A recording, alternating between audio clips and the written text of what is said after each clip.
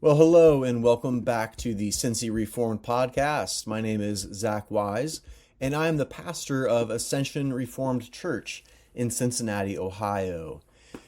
Our church hosts this podcast in partnership with our church plant in northern Kentucky, Christ Reformed Church.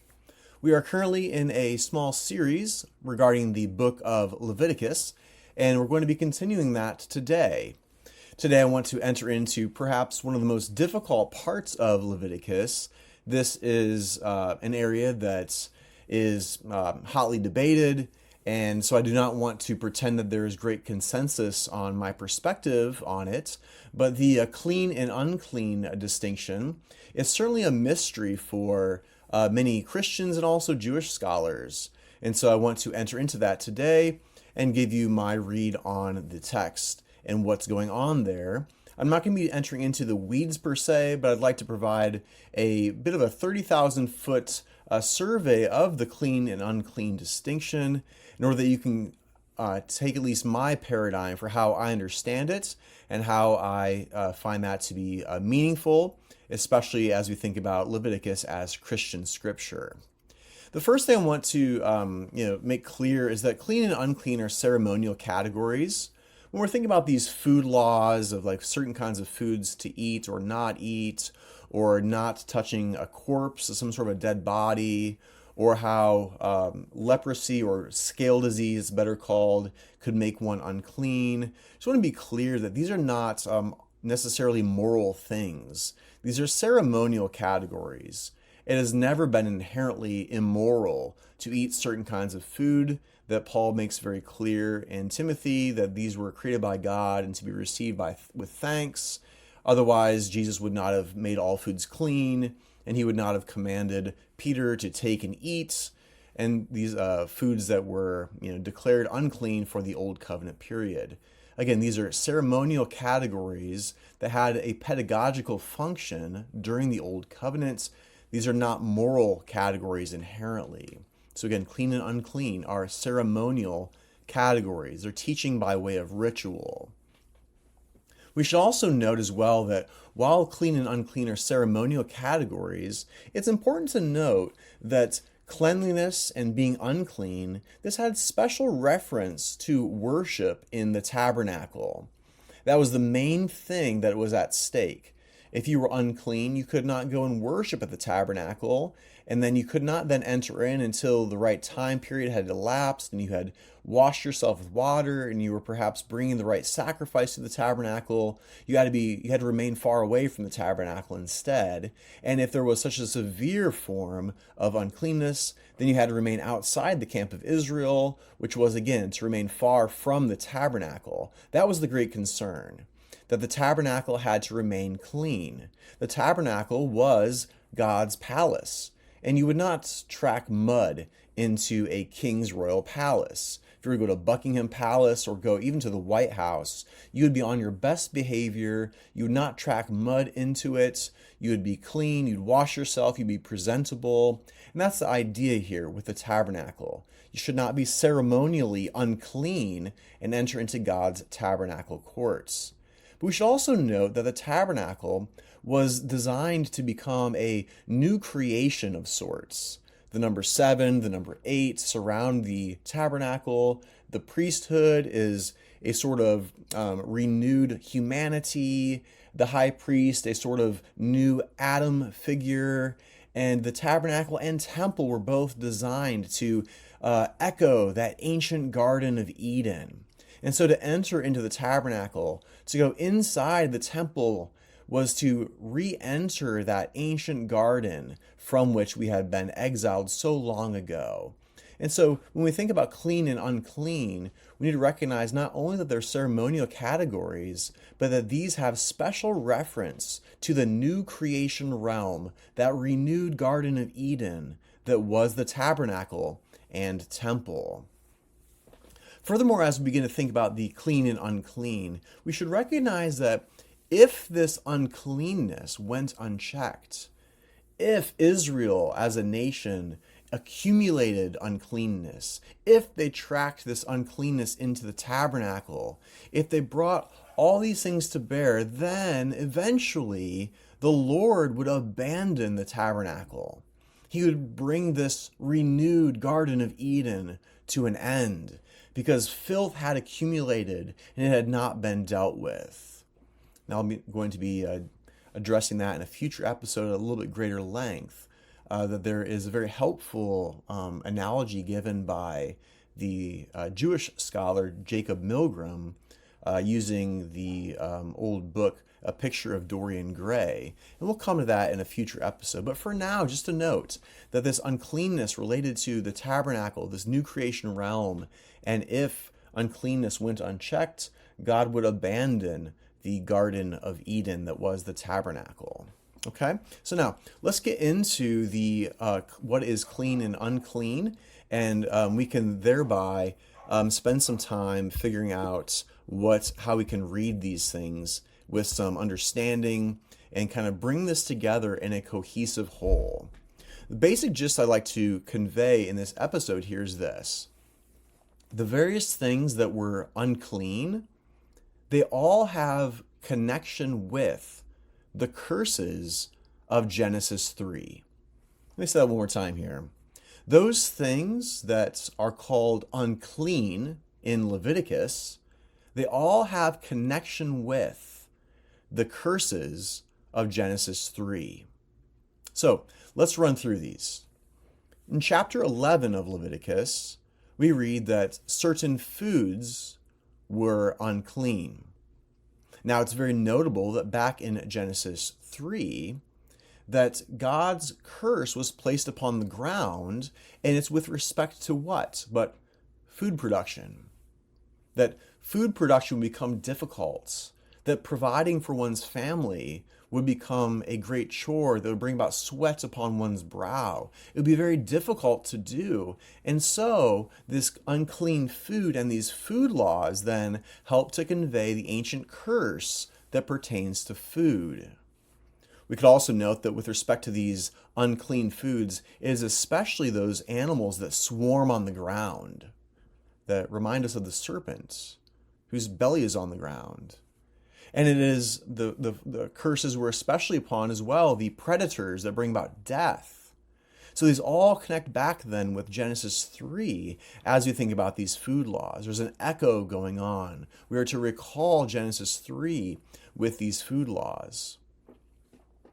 We can also note that the chapter 11 of Leviticus includes uncleanness by way of touching the corpse. If you touch the dead body of a human or of animals, except for sacrificial animals, well, then you would become ceremonially unclean.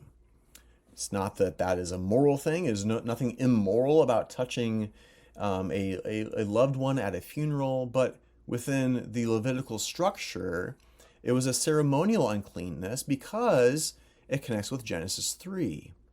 That in Genesis 3, God placed his curse upon man, saying that to dust you shall return, for you were dust. And so it was important that the Jews understood that the human body and the death of mankind was a result of the curse. And so touching a corpse would bring about ceremonial uncleanness. They're being reminded of Genesis 3. We could also note that childbirth in Leviticus 12 is something that would cause the mother and child to become unclean. Again, childbirth was not at all immoral. That was blessed by God and commanded by God in Genesis, in creation itself. And so this is not, again, a moral category, but there was a ceremonial thing going on. And so because of giving childbirth, a mother and child became unclean. Again, this connects with Genesis 3. God's curse was upon the woman, and it led to her increased labor pains. And even as we think about the different duration of uncleanness, if a mom had a daughter, it was twice as long as her having a son. This is most likely because a son would reverse the curse one day, according to Genesis 3:15. Although there was an increase in labor pains, she would give birth to a male child who would come and bring an end to the curse. So again, the uncleanness of childbirth connects with Genesis 3. We can see this as well as we go into Leviticus 13 and 14, which treats scale disease, unhelpfully translated as leprosy. This was not leprosy in the modern sense. Scholars are beginning to recognize this and have known this for some time, that what we call leprosy or Hansen's disease is not really covered by the Hebrew term. There was leprosy of the human skin, leprosy of the human garments, the skins of animals that would be worn and would also adorn things like the tabernacle. And there was also a scale disease of the human house. These all have a connection back with Genesis chapter 3. Consider what happened when a human person contracted scale disease of his or her skin. They were then treated, according to Leviticus, like a walking corpse. How does that connect with Genesis 3? Well, it is well known that when Adam and Eve were exiled from the garden, they experienced not immediately a physical death, but being exiled from God's presence meant a spiritual sort of death. And so as Adam and Eve left the garden, they became the walking dead. They became spiritual zombies. And this is being depicted then with scale disease of the human skin, which also, by the way, caused the scale disease person to go into exile, just as Adam and Eve went into exile.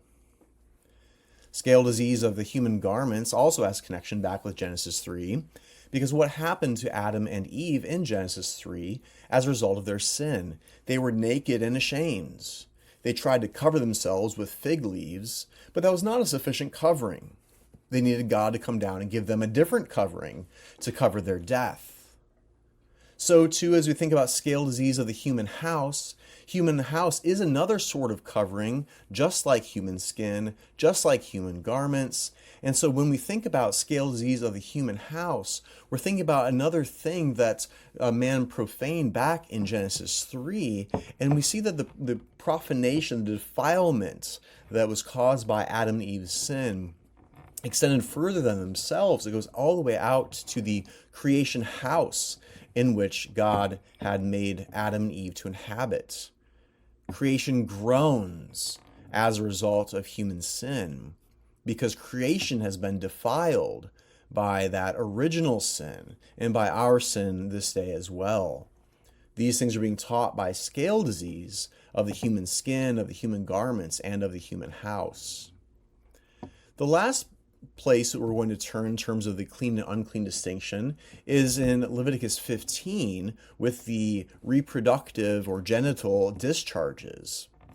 Now, it's notable here that these are not any old sort of discharge. I mean, if a person had a wound that was seeping or had bleeding, those things did not make a man or woman unclean. But it was only discharges from the reproductive organs. And this should be very instructive for us, because that also connects back with that curse upon childbearing of Leviticus chapter 12. It was not wrong for a husband and wife to be intimate with each other. Again, this is not a moral thing, but to have a reproductive discharge through intimacy, for example, it did lead to ceremonial uncleanness. It was, again, taking the Jews back to Genesis chapter 3 and reminding them of the curse. In this instance, the curse upon childbearing.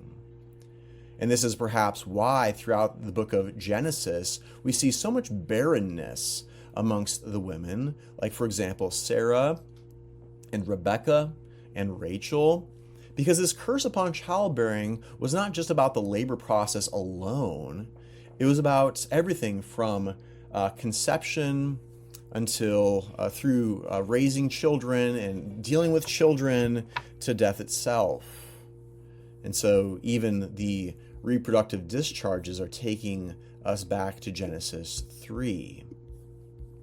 So as we think about those things that were ritually unclean, we recognize that these represented God's curse.